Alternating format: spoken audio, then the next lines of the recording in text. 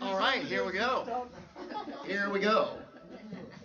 We are going to do a verse right at the end of Judges, which appeared about 4 times in Judges. It's the very last verse. This is where we left off last week. In those days, there was no king in Israel. Everyone did what was right in their own eyes. So the other day I was thinking, okay, we've been through Joshua, and somebody had the great idea of, why don't we just go through the book of Judges next? Okay. And then I was thinking this week, what are we going to do this week? And I was thinking, well, what naturally follows after Judges, during the time of Judges? The book of Ruth. It's an appendix to the book of Judges. I did not know. That's really what it really amounts to. Appendix meaning after? It's either near the end of it maybe, or somewhere in between, but it's actually probably, I would say, and I like to think it's right there at the end, kind of somewhere in that area. Judges goes for about 400 years, and so it's definitely near the end. I think more than it would be at the beginning because of the genealogy that we're given at the end of Ruth. Now, this book of Ruth offers the hope that we didn't get at the end of Judges, because we saw that it just got steadily worse, didn't it? God would bring up a judge to deliver the people, and then we know what they would do after that. They would follow God. They would say they would do that. And then we know the pattern that they just fell back into paganism, living like the pagans all around them. God was not at the forefront at all to them. So, when you think about that period of the Judges, it's like, even though God sent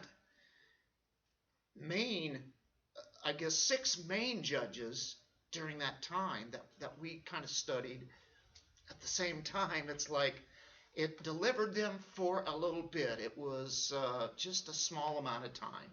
So we know that no judge, even as good as judges as they had, some were good, some were a little weak, but even at that, they never could deliver them, because no man could ever deliver them.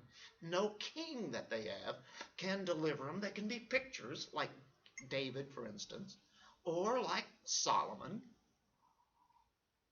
So what we know is there is one who does deliver them, and he will come 1,000 years later at this time. So the promise is given at the time of Judges. And that's when it was done. It wasn't written during that time. We don't know for sure who wrote it. Possibly Samuel. That would be the best bet. Some other people have some other ideas, but more than likely Samuel did at least most of it. And so that's what we are going to look at tonight. We're going to do 4 chapters of Ruth. We did 3 chapters in Judges last week, and so we're going to do 4 in Ruth. It's the whole story. Well, we've got a good start. we usually are just about starting now, so it's good. But we know it was written probably during the time of, or close to David's reign, or somewhere in that area, about 1000 BC. And we get to look at a main character by the name of Ruth. And Ruth is actually coming from a pagan nation. This story you're all probably very familiar with, and it's probably one of your favorite stories in the Bible, I've got a feeling. It's the loveliest illustration of God's redeeming grace that we have in Scripture. And it's at a place that would seem the most unlikely, wouldn't it? Because God is a gracious God. Look at this as he gives a promise in a line of people, and coming from somebody who is a Moabite. And we're going to feature just for a few moments the wickedness of Moab. We've seen Israel, but Moab is a country that was not for Israel at all. Hated Israel, tried to do everything they could to either get rid of them or oppress them. Ruth is a Moabite. The Moabites are cursed. They're cursed by God and never to inherit as a nation the kingdom of God. Cursed by God. It's the east of the land of Israel. It's across the Dead Sea in a barren desert area. God had cursed them. Consequently, Ruth, being a Moabitess, was also under that curse. And Moab was actually rejected Israel and the true and living God. Moab was an idolater and an enemy of Israel, as we see here. Do you know who Moab was actually started by? Lot, who is found in Hebrews 11, or Lot is actually a believer. And we know that he's what? He's related to Abraham, of all people. So we know that story of him, and you know about, he was the brother of Abraham, wasn't he? He had a child named Moab. That's where Moab comes from. And that was the grossest kind of human relationship that he had, and an incestuous relationship with his daughter. Right after they were escaping from the city that was being destroyed, Sodom, and of course his wife turned into the pillar of salt as she looked back. But how gross of a human relationship that is. We look at the times that we live in, and we look back then, and this is nothing new under the sun at all, is it, that we live in. And all the governments, they've tried the same kind of stuff that we've had, or people trying to overthrow the government that we have presently in our Constitution. This has always been going on. This is the evils of mankind. And if it's not for the grace of God, we would all be doing rebellious things constantly, because that's what we once did before we were turned into a friend of God. So they were cursed from the very beginning, and how it came about. Centuries later, the Jews suffered opposition from one of the kings of Moab by the name of Balak. And you remember Balaam and the donkey? That was Moab. That was the country. And in Numbers 22 through 25, that's where you get that story. Balak wanted to curse Israel. And so he found a prophet who seemed to know a lot about God. And he hired him, his name of Balaam, to pronounce some kind of a supernatural curse on this nation of Israel. So Balak was Moabite? He was the king of Moab. He hires the prophet, Balaam, tries to put a curse, and that doesn't happen because he gets a great talking to from his donkey. For many years, Moab oppressed Israel during the period of the Judges. If you read in Judges chapter 3, there was at least 18 years of direct opposition from the Moabites. They hated the Israelites. But they were kind of kin to them, weren't they? Yeah. So, actually, King Saul has a lot to do with weakening them down. And during that period that he was king, just before David. So David didn't really have to put up with the Moabites. He dealt with the Philistines and such. So the Moabites were pretty well put under oppression at that time, in that sense. And so that was one of the first duties that Saul actually did. That was a good duty. Defeated Moab. It's all downhill after that, seems like. So Moab, on again, off again, troublesome with Israel, idolatrous, rejected God, was an enemy of Israel. And they had a god by the name of Chemosh, who was um, offered child sacrifices. Sounds like today, doesn't it? Child sacrifices. Offered infant children,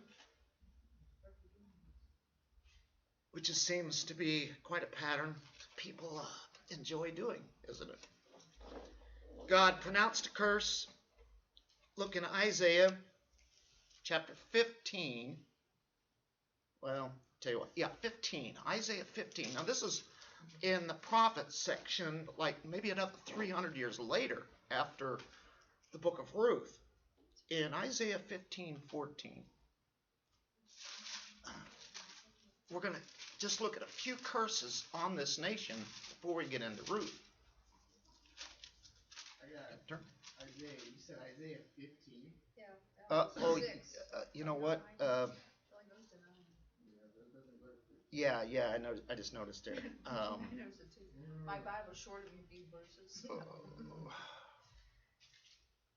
Okay. Evidently. Well, anyway, 16 is about Moab's devastation. Judgment is on Moab. It starts off in verse 1, for instance. And I wonder if I might have meant.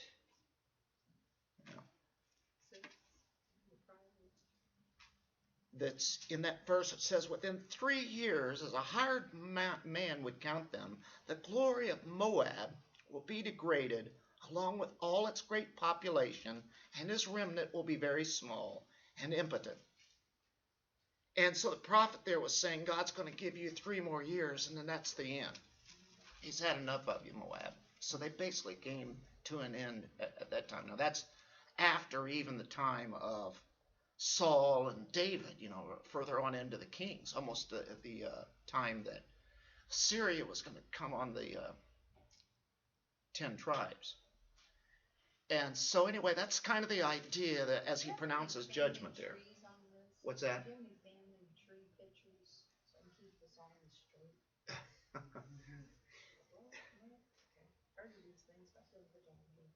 Yeah, I wish I did here. So 3 years, would take the life of Moab to about 715 BC. 715. That's when Isaiah started, his prophecies. A little over 700, somewhere around there. So it's about 300 years after David, right?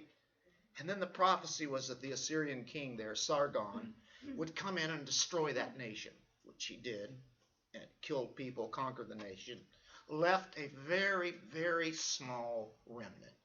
Not much at all left. Devastating proportions to Moab. In Jeremiah 48:11, let's see if I can get that one right. I summed up 2 chapters there real quick. 48:11, Moab has been at ease since his youth. He has also been undisturbed like wine on its dregs, and he has not been emptied from vessel to vessel, nor has gone into exile. Therefore he retains his flavor, and his aroma has not changed. Hadn't had any trouble. There was really no trouble for Moab. Never been poured from vessel to vessel. They had never gone into exile. They had retained sort of an original bitter flavor. They're bitter, and they keep that same flavor. They'd never become really sweet like wine, as you would take them and pour them from one jug to another, or a wine holder there, vessel, I guess you could say. And so, in this sense, it's a bitter wine. Never really had a lot of problems. They just continued in their idolatry. Nothing had really been challenging to them, and so God takes those vessels, empties them, and then shatters the jars. In Ezekiel 25, in 8 to 11, it says, one of those verses there says, I'm going to execute judgments on Moab, and they will know that I am the Lord finally. Yeah, it's too late, isn't it? They will know that I am the Lord finally. He's going to put a judgment. So Isaiah talks about it. Jeremiah talks about it. Ezekiel talks about it. One of the most interesting is in Amos chapter 2, verse 1. Where is Amos? Amos. We don't go to Amos very much. We never go to Amos. Daniel, Joel, Amos, somewhere around that area, right? Oh, there he is. Is that it? You got it? Yeah. All right. Mine doesn't there. have it. For thus saith the Lord. I'm gonna have to read this now. Wow. Thus saith the Lord, for 3 transgressions of Moab, and for 4, I will not revoke its punishment, because he burned the bones of the king of Edom to lime. So I will send fire upon Moab, and will consume the citadels of Kirioth. And Moab will die, and tumult with war cries, and the sound of a trumpet. I have a question. Yeah. Because I've read this a couple of different times where he says, for 3 transgressions of Moab, and for 4 I will not revoke the punishment. What does he mean for 3, and then goes on to say, and for 4? Is he just saying like... To the extent, I mean, you've already got everything all summed up, and even to take it even one more, Right. it's going to be judgment to its fullest, Okay. in its completeness and finality, is the idea there. Yeah, That's pretty brutal. yeah. They're a very sinful, wicked, evil nation. They rot into the cold. Yeah. Um, Kind of sad when you hear stuff like that. You know that when God does it, it's just.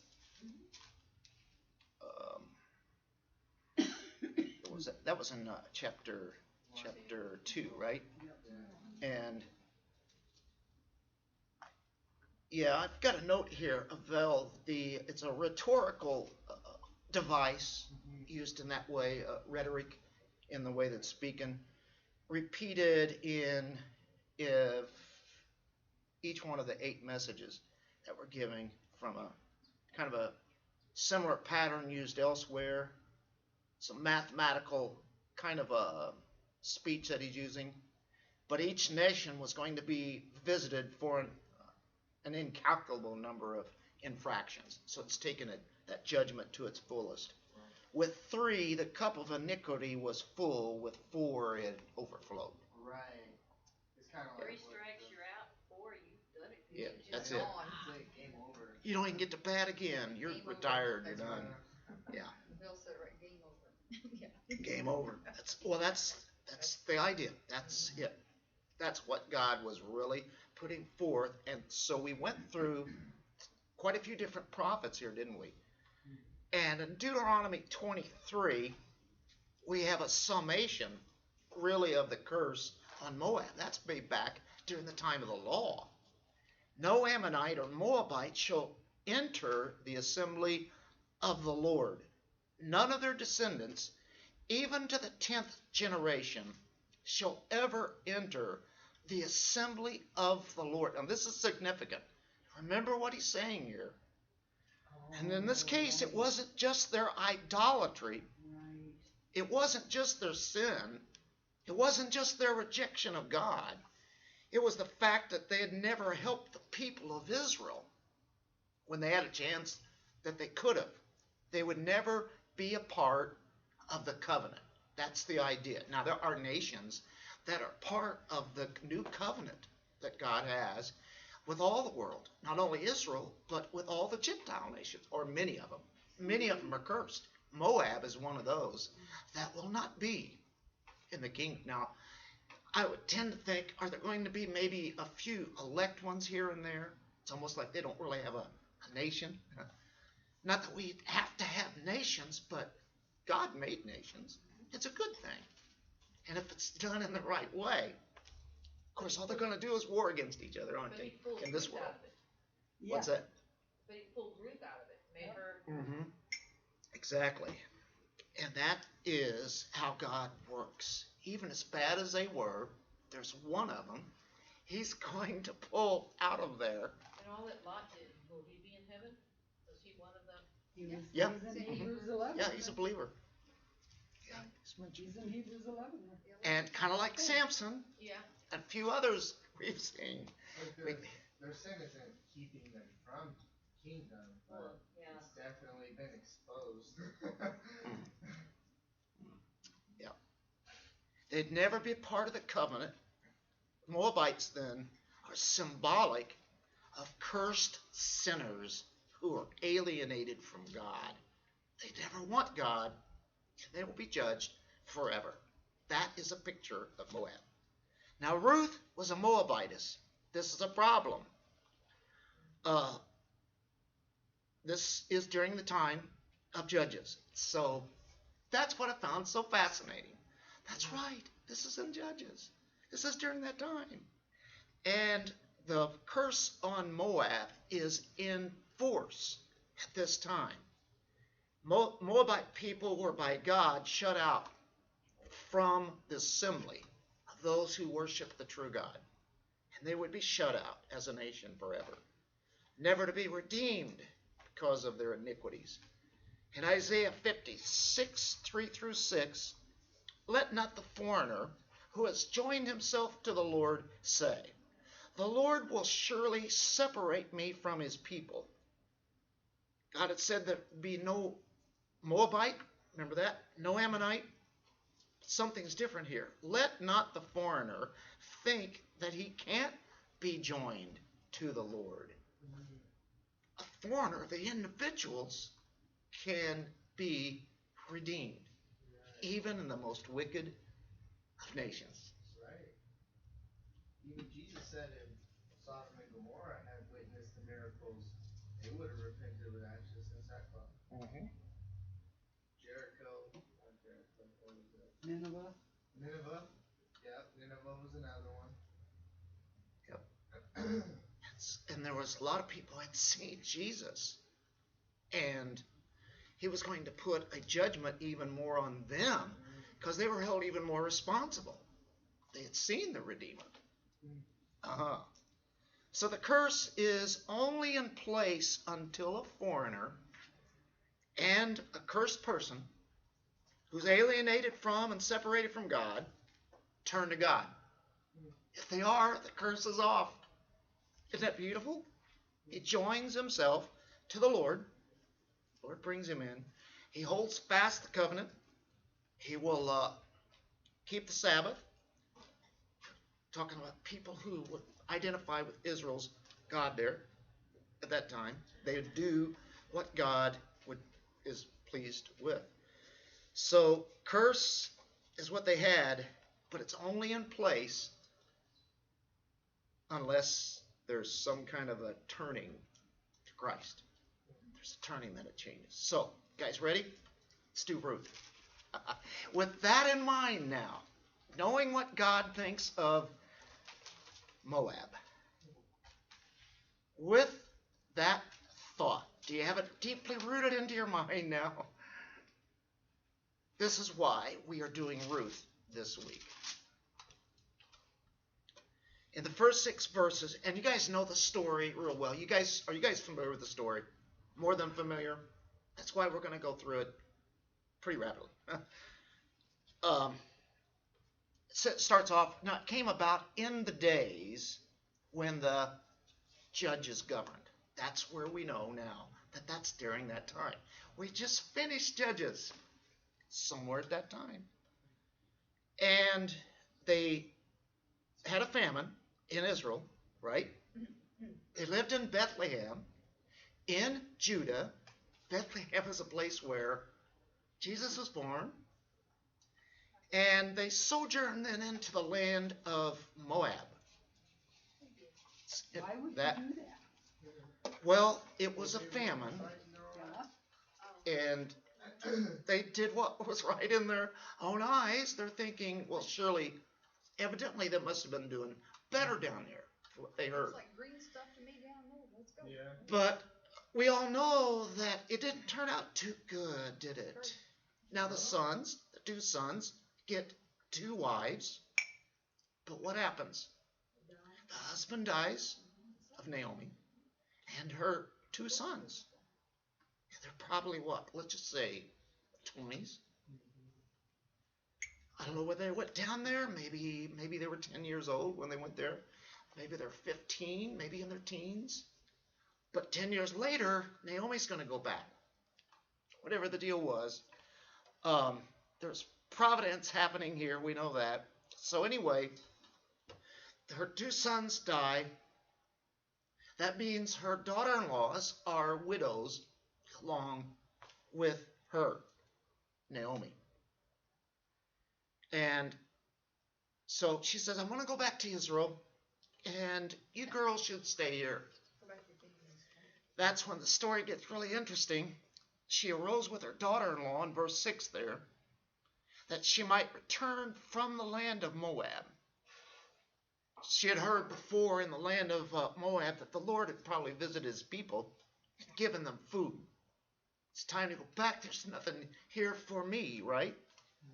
There's food back there. So she's going back. She tells her daughter-in-laws. She loves them. But she says, you go back to your home.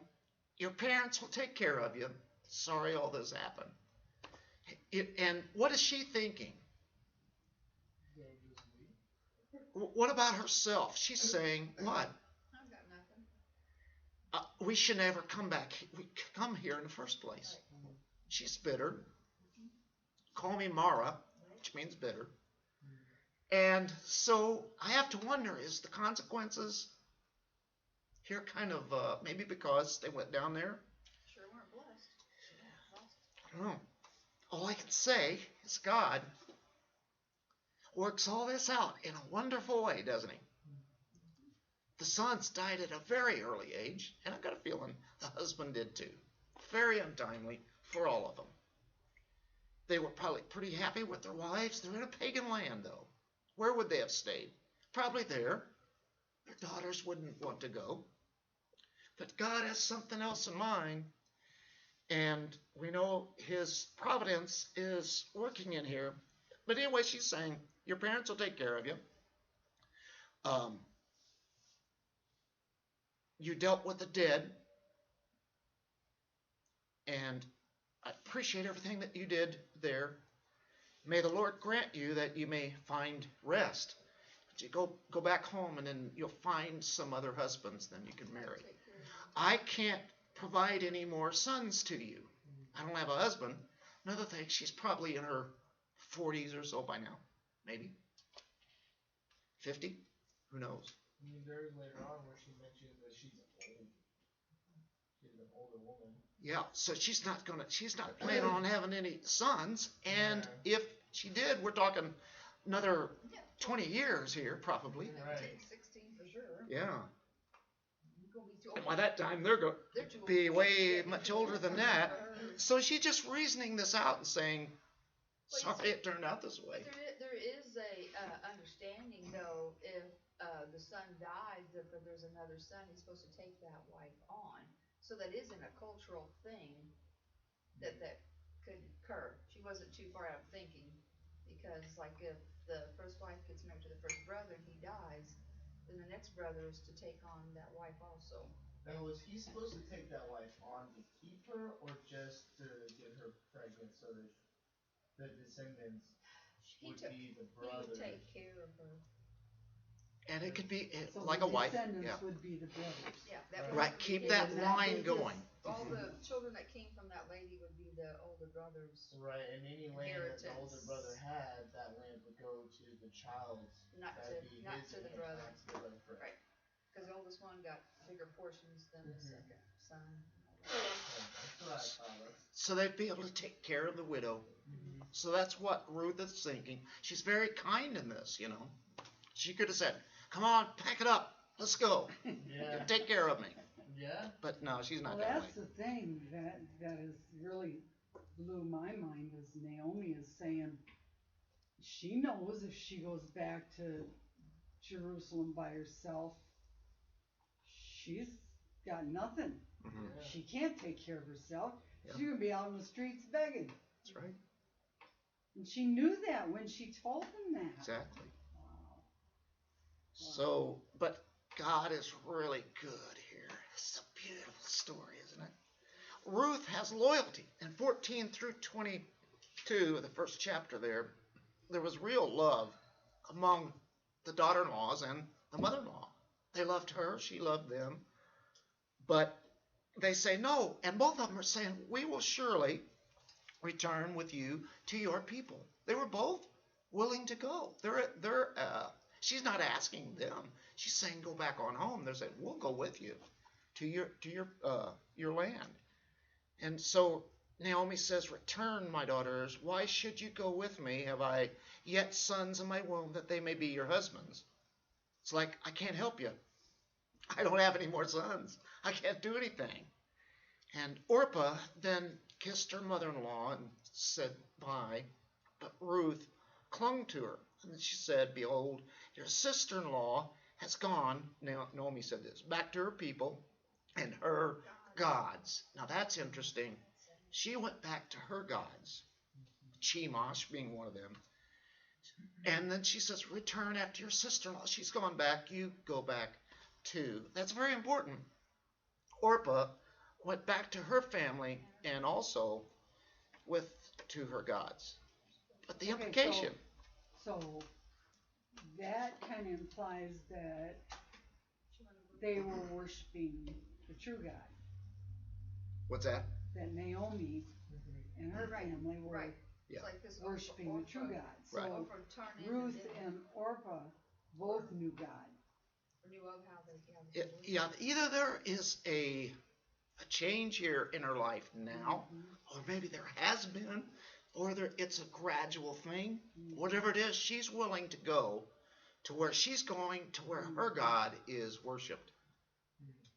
That's pretty interesting. I mean, that sounds like a conversion here, or getting ready to happen, or has happened.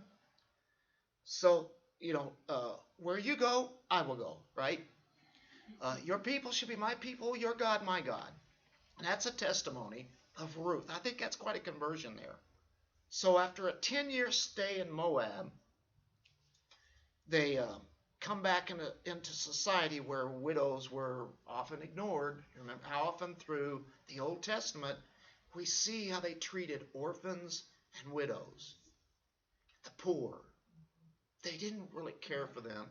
And during the time of the judges, do you think they did then? No way. She's a cursed woman. Ruth is a Moabite. She's an enemy. And so here she comes in from Moab. And here you have the providence of God. It's the time of the barley harvest. Perfect timing. Poor people could actually clean from people's fields. That was what was written in the law. And they could pick up after the harvesters dropped whatever the harvest didn't cut, whatever was there, around the edges of the field. What fell off the wagon, they could pick up.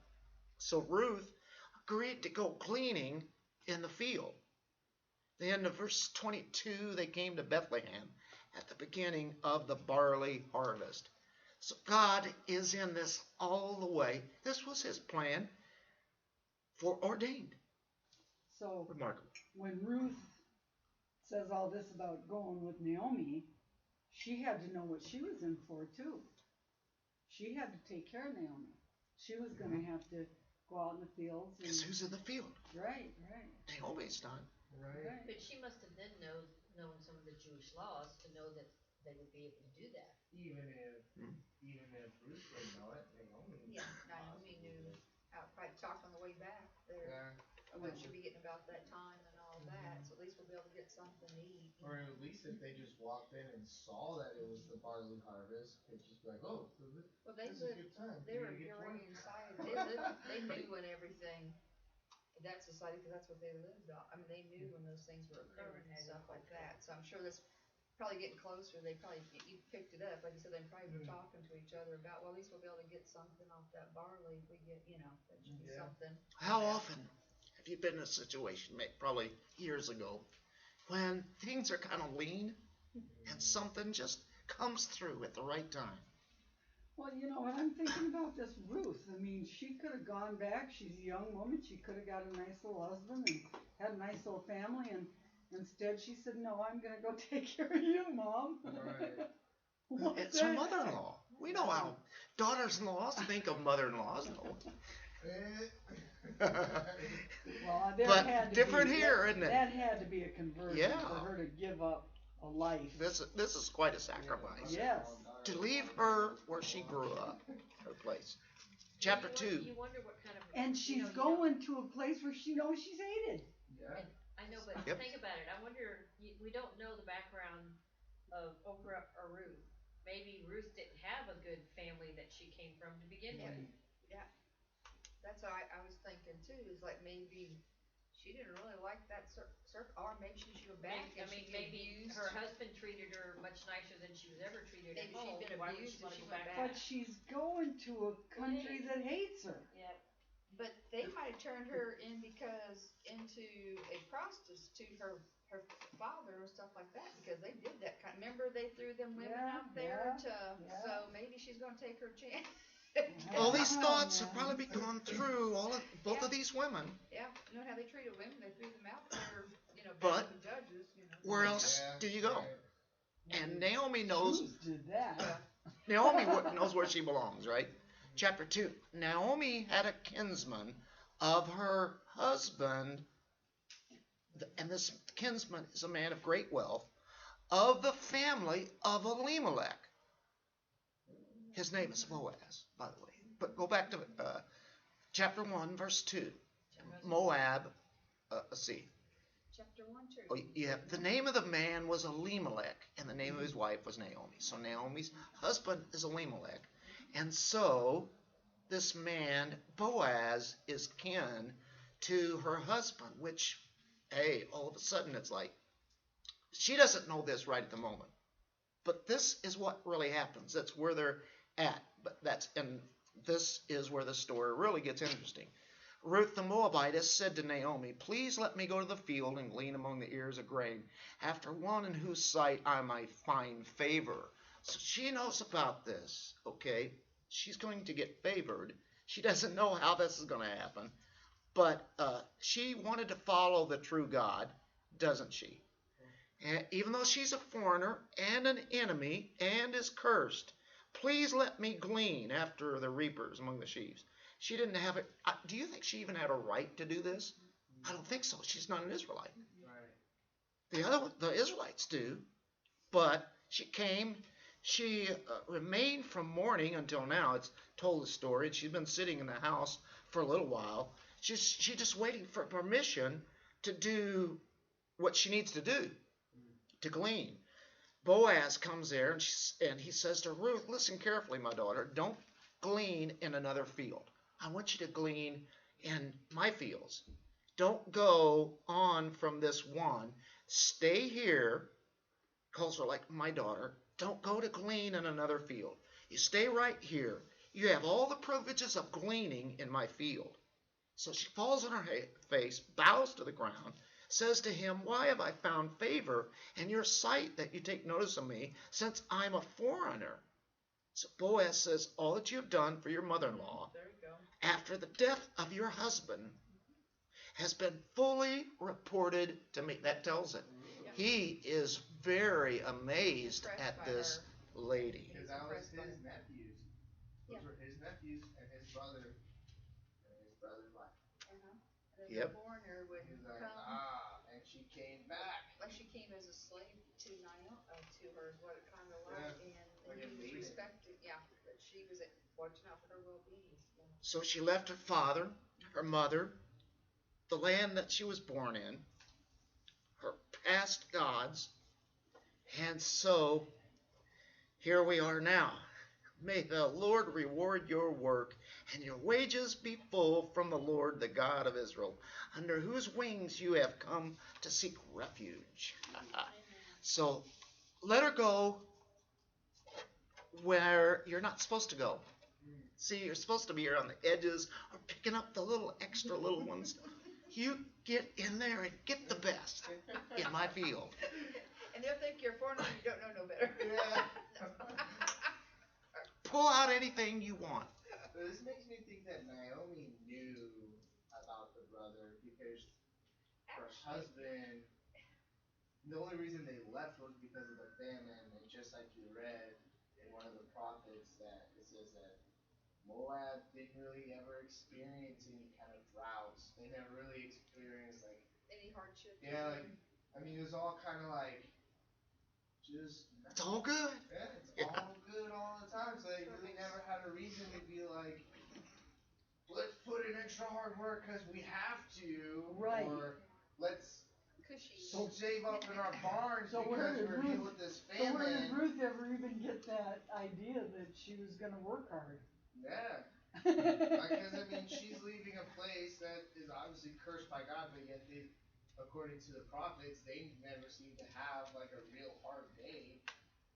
Things can go real good and look like you're blessed by God, and you're really not. And for centuries, like, they Yep. experience this kind of blessing. That's right. So he tells him, let her go into the sheaves, let her get the best that she wants, pull out anything. And then she does. Her mother-in-law said, where'd you glean and where did you work? Of course, she says the man's name was Boaz. Well, she knows Boaz. Definitely knows Boaz. So she's been out of the loop. She didn't know what happened to Boaz. He ever got married, and now she's figuring, she's finding out. Like, oh. You know what? I wonder how. Does he own the land that she wants owned along with her husband and family? Might inherit it, came into him. Because Boaz is the older brother, right? I'm not for sure. We know that Jacob had a brother. Because I'm trying to figure out how this land works. Because the land. But the Jewish people never sell their land off. They keep an Right. inheritance. It Stays keeps in going the into the family. family. Yeah. Right. What they have. Because, that's what With Judges the is brother all being about. gone. So and the brother's Elimelech's kid being land gone. was just kind of laying there. Right. Yeah, and he's gone. Who's going to take it? Well, So he's the brothers close. or- He could be and he very well could be a brother. He could be that close to Elimelech, or if not, an uncle, very a close, cousin, very whoever very left close. in that But I like to generation. think, hey, could have been a brother.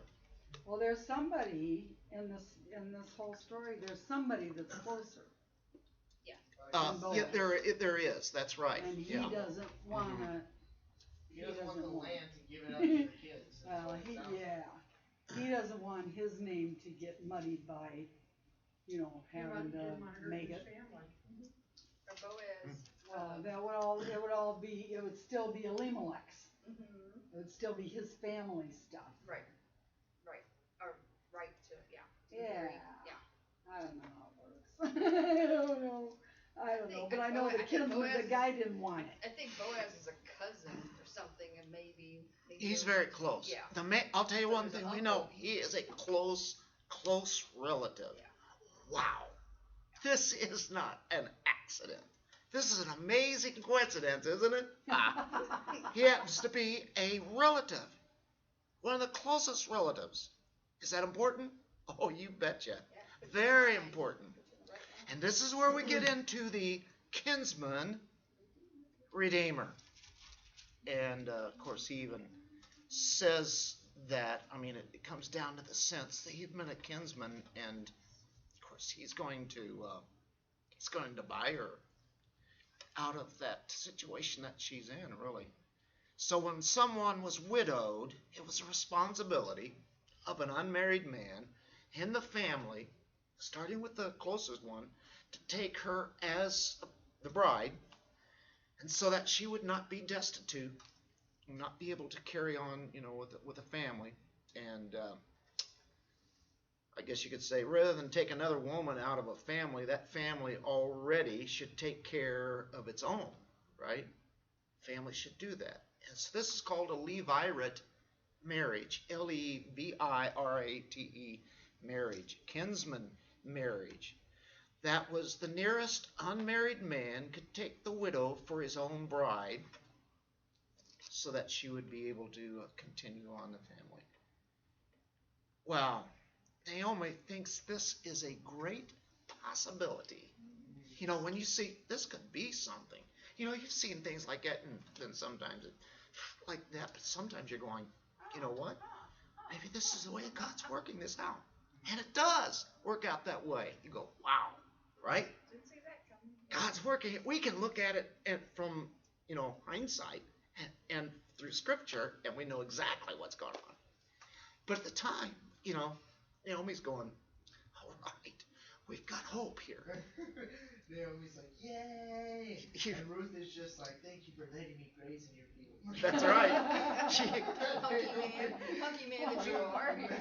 This guy's interested, but the funny thing is, see, he's from another generation. He would be like about the same age as Elimelech, which would be about the same age as her father-in-law. Right. So she's probably thinking, He sure is helping me though. Mentions that she didn't go after the young men. That's what amazes Boaz too. You know that she could have gone after a younger person, a younger man. So at chapter 3, you get the proposal and then redemption.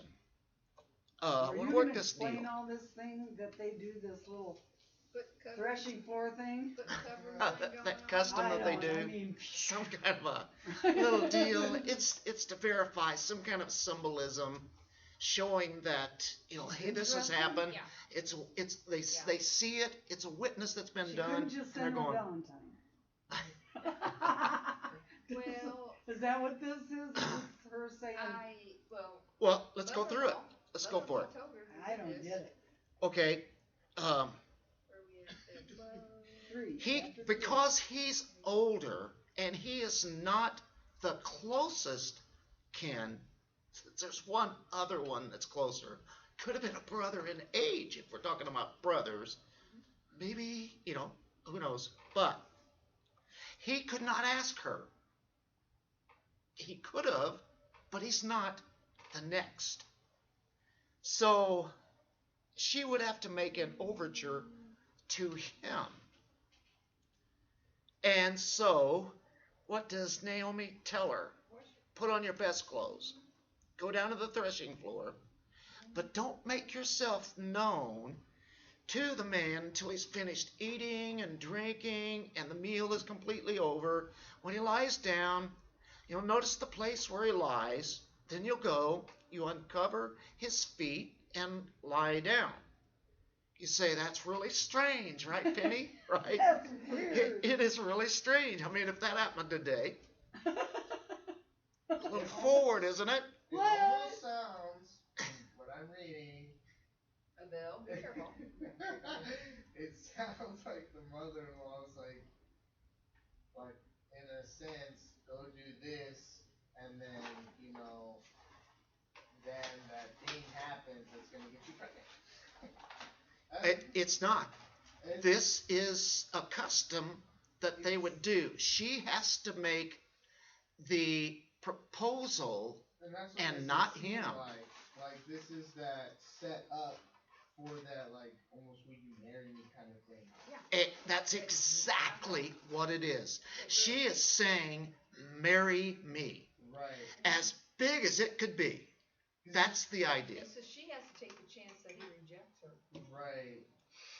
Because, it's interesting that she uncovers his feet and then lays by them. Right. She's not up there where Right. his head is at. And then that had something to do also with, It's like a submission. yeah, like the Lord says that, the earth is my footstool, so don't swear by earth either. Right.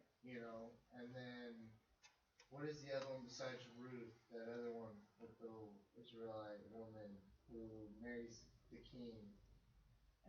Esther. Doesn't that happen again within there, that she sits by his feet? Is that another? Am I confusing that with another woman? Might have to take another look. I'm not Yeah. sure. I don't think remember it that way. Because I saw the movie, I read the book. You saw the I movie. did. I Well, read the a book movie. and There I we saw go. the movie. There we go. I read the book and I saw a movie, and for some reason that image is sticking in Okay, my mind, like so she sat by. She did all the meals and stuff all the time for him to get his attention. Right. Yeah, so I don't think This though is a Near Eastern custom. It was something that was very well known. This woman here, she's very gracious, and she has no breach of any moral virtue here. You would think this sounds a little bit racy, doesn't it? Right? But it's not at all. And you did say it exactly. And it is saying, marry me. Right. She just made it without even saying anywhere. He knows exactly what it is. She could have gone after a young man, more attractive. He's an older man. And maybe promising a long life together. How long is he going to live? We don't know. Never told that, I don't think, right? But, Older men, they're still handsome. Like, well, he's got money, right? That's pretty handsome. But she could have married somebody closer to her age, and they would have had a fruitful life together more But she knew what a Levite marriage was. And this is how much integrity that she has all the way through it. He says, somebody who's a closer relative, though, that has the first right of refusal on the deal. We have to go find this guy. And he is up front, too, all the way with this. That's why she did it secretly when they did all that. And that's what this is about. He tells her, don't tell anybody. Yeah, and Let's go check him out first and see what he feels about this. So they do. Order on this one. See what his interest is. Yeah. So in verse 13, we're at 3:13, right? Yeah. Remain this night, and when morning comes, if he will redeem you, good. Let him redeem you. If that be the case, he would love to have her and do what this Levi marriage would be, to fill it out. But he says, the other guy's first, and if he wants you, To her, in other words. then, That's right. then I'll redeem you. I'll redeem you. As the Lord lives, lie down until morning. So she lay at his feet until morning. So he already knows now that she wants to marry him. Wow. And so does he. Rose before one could recognize another. And he said, let not be known that the woman came to the threshing floor. Be quiet. And he said, give me the cloak that is on you and hold it. So she held it, and he measured 6 measures of barley and laid it on her. It's like about 60 to 75 pounds See if of you can barley. make it home with all this. And then you'll see you're good. She enough. takes it back, and there's Naomi, and Naomi is saying, well, how did it go? Well, it went really well. Yeah, I think it did go well. I guess Naomi got her answer, didn't she? Kaploosh. Yeah, 65. Redeem. If he doesn't want to redeem you, I'll redeem you. Just go to sleep until morning. The act of redemption, buying someone for your own personal possession. In that sense. So she did. And here we see her going home now to her mother-in-law. And they've got plenty of food. The best barley they could have gotten, with a lot of it. She's well taken care of. Last chapter, the marriage of Ruth, chapter 4, Boaz goes into the town to find this guy who is the nearest relative, because that's appropriate, and the guy won't redeem her. He won't do it. I don't know why. Maybe he didn't want a foreigner for a wife. Maybe he just didn't think too much of her. Could have been a lot of reasons. Maybe he's got it. Or maybe he's, Got his own ideas. yeah, probably has Maybe somebody she's in a mind. Moabite and he doesn't want anything. Well, that's what I was thinking too. No. Because I'm He said reading he it. didn't He says mess up that. his inheritance. Mm-hmm. Huh? He didn't want to mess up his inheritance. He didn't want it cursed. Right. Because even in reading, he's gathered the 10 elders and turned aside, sat down, took 10 men in the city, and then said the Redeemer, Naomi, who has come back from the country of Moab, is selling the parcel of land that belongs to the relative of Moab. So the fact that he mentions that she came back from Moab. Well, and then he stresses it when he's talking to him. The guy says, well, I'll redeem it. And Boaz says, the day you buy the field from the hand of Naomi, you also acquire Ruth, the Moabite. There you go. Oh, she's attached on that. Yeah, get her. That's the baggage. In Baggage order deal. to He's trying to perpetuate play. the name of the dead Yeah. in his inheritance. To keep it going. Yeah. Yep. You got So that he Moabite says- woman, you I gotta don't keep Yep. Buy it for yourself. He removed his sandal. Boaz said to the elders, the people that were around there then, this contract is going to be done and good. It's all done legal. You are witnesses today that I have bought from the hand of Naomi all that belonged to Elimelech. So what it is there, somebody had that land there, right? I guess spoke up earlier, and I was wrong on that. I'm sorry about that. So there's a Now he gets the land. contract. Well, yeah, Buys because, that. because the land didn't leave Elimelech. Yeah. Right. It was just laying there. I mean, the way I understood it, it never leaves the family. Mm-hmm. So when he has So kids, it's now his. But now Elimelech and his sons are both dead, so it's just laying Right. there. That's not like women could own anything. So he purchased all the land that's belonged to Elimelech, So it looks like Boaz. which provided all like, kinds wow, of money, good resources opportunity. for Naomi, Now we know the that. widow. She had lived there before. Right. So all that belonged to Chilion, all that belonged to Malon, Mm-hmm. I bought it all. That's right. I paid for it. I've also acquired Ruth the Moabitess, the widow of Malon, to be my wife in order to raise up the name of the deceased on his inheritance, so that the name of the deceased may not be cut off from his brothers or from the court of his birthplace. You are witnesses today. And then verse 13, chapter 4. So Boaz took Ruth, and she became his wife. Went into her. The Lord enabled her to conceive. She gave birth to a son.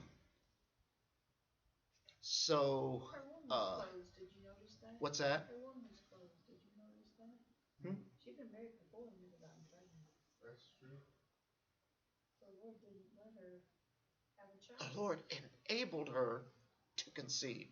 Yeah, he didn't let her have a child. And that's what he always does, doesn't he? Absolutely. He enables some, others She he been married doesn't. for, I'm sure, a good while Yeah. and never had a child. She must have thought she was cursed. Well, she's a Moabite woman, so she probably didn't think much of that curse. But maybe Naomi thought she was cursed. Maybe thought both of her sons were hers. Maybe she thought they were That's probably hers maybe she because thought she they didn't took have any. Moabites for wives instead of. And so they don't get any children or anything else Huh. comes out of all that. I mean, because that gave her nobody to take To care take of care her of old her. age. Yeah. Because here her two daughter-in-laws didn't even have any babies. Well, Yeah, come I on, can they see were that. only in Moab for 10 years. I mean, Well, it had, it the just girls, takes- the guys had to take a little bit of time before they found a wife. So, Yeah, it probably wasn't very long. right, so they Maybe couldn't have a been few married short all years. that long. It just takes one. But I'm just saying, But I mean, they if you couldn't read have the been thing married that all says that the long. Lord gave her, But the Lord had in mind for her to have this precious child that's Right. going to be then in the the line the Yeah. one that's of gonna be David there, and the Messiah. of the Messiah.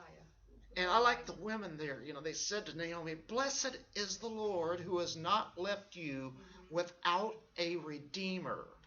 It's somebody to come along and get her. May his name become famous in Israel. Well, he did, didn't he? May he also be to you a restorer of life and a sustainer of your old age. So she was well taken care of. But even better is the way that this finishes up.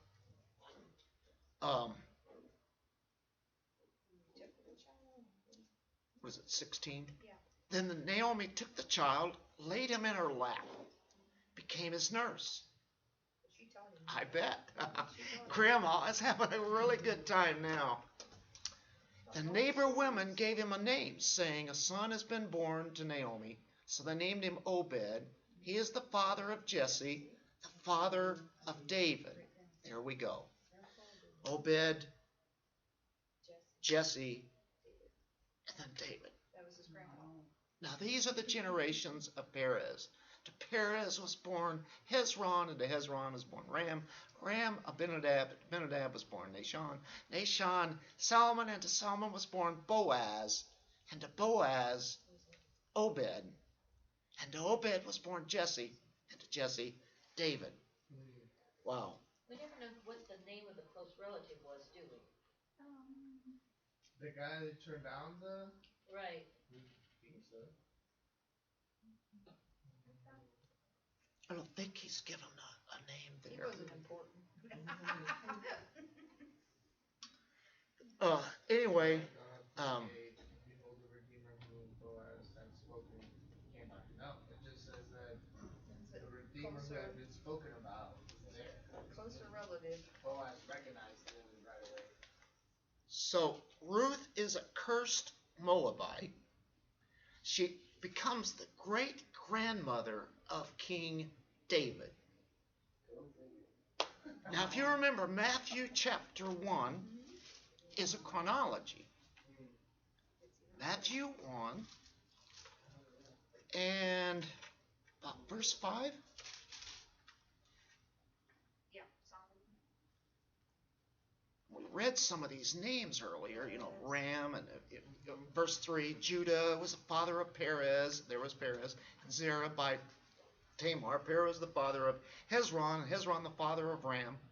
Ram was the father of Benadab the father of Nahshon, Nahshon the father of Salmon, just like in Ruth there, last verse. Salmon was the father of Boaz by Rahab. Boaz was the father of Obed by Ruth, and Obed the father of Jesse. Jesse was the father of David, the king.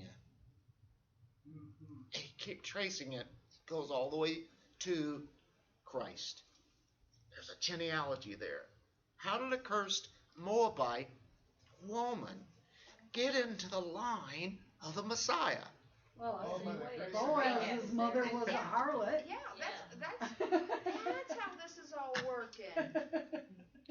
That's probably His mother was why. a harlot. Because God provided for a redeemer. And what was Boaz is a picture of our kinsman redeemer, the Lord Jesus Christ, right?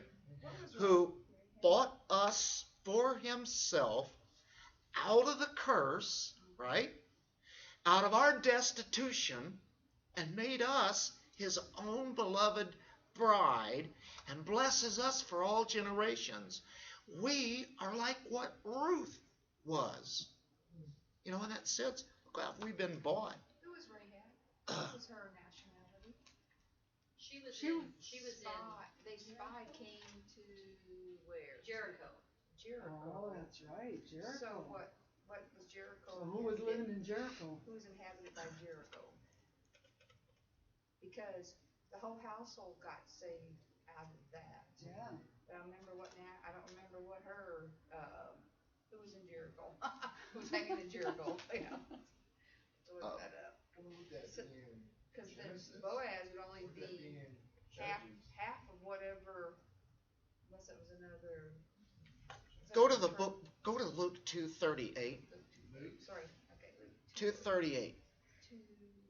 This is what's happening. Okay, we're talking about redemption, right? The Redeemer. At that very moment, this is Anna here. Remember Anna? Simeon, Anna.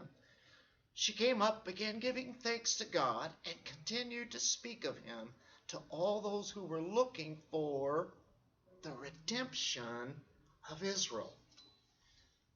Christ is born. She was one of those that was looking for the Redeemer. Simeon was one of those looking for the Redeemer, and God gave them a little glimpse of the baby, of the Redeemer, which really that whole story of redemption and the Redeemer is found in a picture way back in Ruth. It's waiting for the redemption. And here's the Redeemer. They were not disappointed, right? When Jesus came, he bought eternal redemption for those people that were looking for him. Redeemed by the Lord Jesus Christ. He paid the price in full, didn't he? He purchased possession to be his eternal bride, to which for all eternity pours out the blessing to us. We are that bride. It's like there's the picture.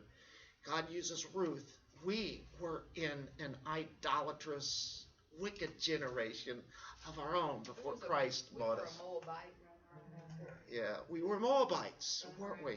We were like the people in Israel during the time of Judges. And isn't it beautiful? And that's what I thought it was great, that, it's only automatic. We're in Judges, we finished it, but we really didn't. Here is the rest of the story. It didn't leave us with what? Right in your own lives. Doing right in our own eyes. Did you know that as far as the Hebrews were concerned, Judges and Ruth go together like one book. They should. Yeah, They had the So- hope.